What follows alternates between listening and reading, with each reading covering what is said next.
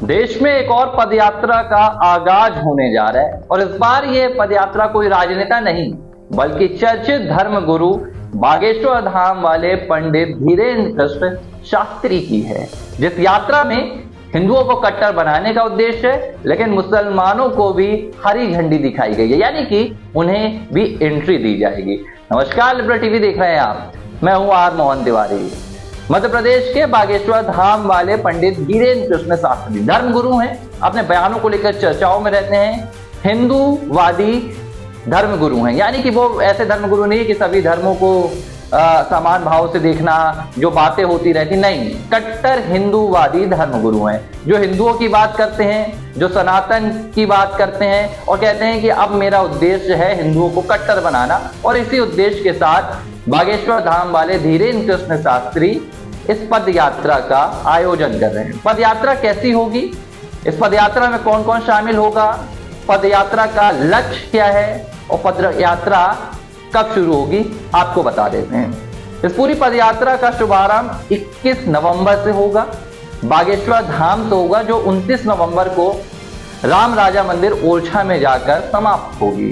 इस यात्रा का जो उद्घाटन होगा, जो शुभारंभ होगा, वो जगत गुरु रामभद्राचार्य महाराज करेंगे। वो धीरेन्द्र कृष्ण शास्त्री के गुरु हैं और इस यात्रा में लगातार संतों का समागम होगा, ऐसा धीरेन्द्र कृष्ण शास्त्री ने बताया है। उन्होंने अपनी पूरी यात्रा की रूपरेखा बताई, उसकी तैयारी बताई और उसका लक्ष्य बताया। उन्होंने कहा कि इस यात्रा में इंद्रेश महाराज, मलुक पीठाधीश्वर, रामभद्राचार्य महाराज, राघवाचार्य महाराज और कई दिग्गज संत शामिल होंगे। इसके अलावा सुपरस्टार्स भी शामिल होंगे, जैसे कि संजय दत्त शामिल होंगे।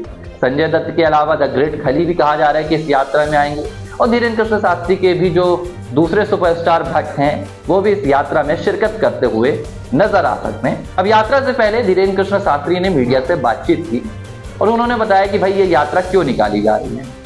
धीरेन्द्र कृष्ण शास्त्री ने कहा कि ये यात्रा हिंदुओं को, सनातन धर्म को एक करने के लिए निकाली जा रही है, क्योंकि सनातन धर्म के, हिंदू धर्म के जो अनुयायी हैं वो जातियों के एर पेर में बट रहे हैं, जातियों में बटे जा रहे हैं। लेकिन हमारा उद्देश्य है कि हम हिंदुओं को एक करें, हिंदुओं को कट्टर बनाएं और कट्टर बनाने के उद्देश्य से ये पदयात्रा निकाली जा रही है।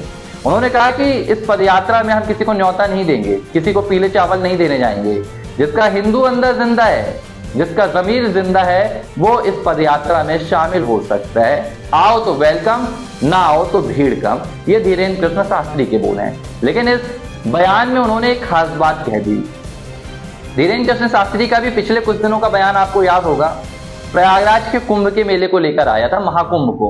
उन्होंने कहा कि भाई महाकुंभ में मेरे अंगने में तुम्हारा क्या काम है। उन्होंने कहा कि गैर हिंदुओं को महाकुंभ में एंट्री नहीं मिलनी चाहिए, गैर हिंदुओं के प्रवेश को महाकुंभ में बैन कर देना चाहिए। इसके बाद देश भर के कई संतों ने भी यही मांग की। हालांकि ऐसा हुआ नहीं, लेकिन अब जब बागेश्वर धाम वाले धीरेन्द्र कृष्ण शास्त्री अपनी पद यात्रा निकाल रहे हैं तो उन्होंने कह दिया कि सभी को वेलकम है।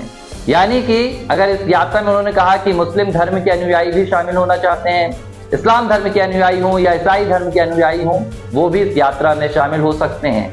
धीरेन्द्र कृष्ण शास्त्री ने तो ये भी कह दिया कि भाई इनके दादा परदादा तो हिंदू हुआ करते थे, ये कन्वर्ट हो गए तो देश इनका भी है।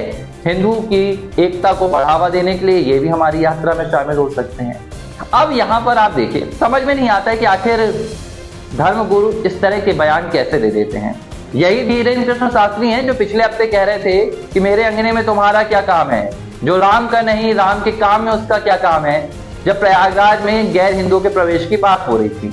अब यही धीरेन्द्र कृष्ण शास्त्री जब अपनी पदयात्रा निकाल रहे हैं तो ये कह रहे हैं कि भाई इनके दादा परदादा तो हिंदू थे, ये कन्वर्ट हो गए। तो प्रयागराज के मेले में भी अगर गैर हिंदू जाएंगे तो कन्वर्ट ही जाएंगे, अगर आपके बयान की बात मानी जाए तो वहां पर इन्हें प्रवेश की मांग क्यों नहीं, वहां प्रवेश की इजाजत क्यों नहीं। लेकिन ये हमारी यात्रा है, हमें अपनी यात्रा में व्यापक संदेश देना है कि भैया देखिए, धीरेन्द्र कृष्ण शास्त्री की पदयात्रा में तो हिंदू धर्म के लोग भी पहुंच रहे हैं, मुस्लिम ईसाई धर्म के लोग भी पहुंच रहे हैं, लेकिन जो देश की सबसे बड़ी सांस्कृतिक धरोहर है महाकुंभ का मेला, वहां पर आपने बयानबाजी कर दी कि नहीं भैया गैर हिंदुओं को प्रवेश नहीं मिलना चाहिए। क्यों?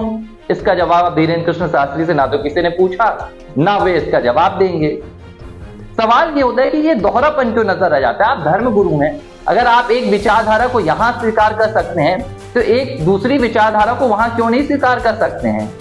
महाकुंभ भी सनातन संस्कृति का एक सम्मेलन है, आपकी पदयात्रा भी आप कह रहे हैं कि सनातन संस्कृति हिंदू एकता का एक सम्मेलन होगा, तो फिर ये अलग अलग रवैया क्यों नजर आता है? बहरहाल इसकी वजह आपको भी पता है कि ये तो बागेश्वर धाम वाले धीरेन्द्र कृष्ण शास्त्री की अपनी पदयात्रा है, तो वो अपनी पदयात्रा में ऐसा संदेश क्यों देंगे? वो तो यही संदेश देना चाहेंगे कि सार्वभौम रूप से धीरेन्द्र कृष्ण शास्त्री की स्वीकृति हुई, उन्हें हर धर्म ने स्वीकारा, तो ये तो खैर होता रहता है। बहरहाल उन्होंने ये भी कहा कि मैं इस पदयात्रा में खड़ाऊ नहीं पहनूंगा, नंगे पैर चलूंगा और अपने ऊपर फूलों की बारिश नहीं चाहता हूं, कोई मुझे माला ना पहनाए, मैं ऐसा नहीं चाहता हूं। तो ये उन्होंने अपना तरीका बताया कि कैसी पदयात्रा होगी।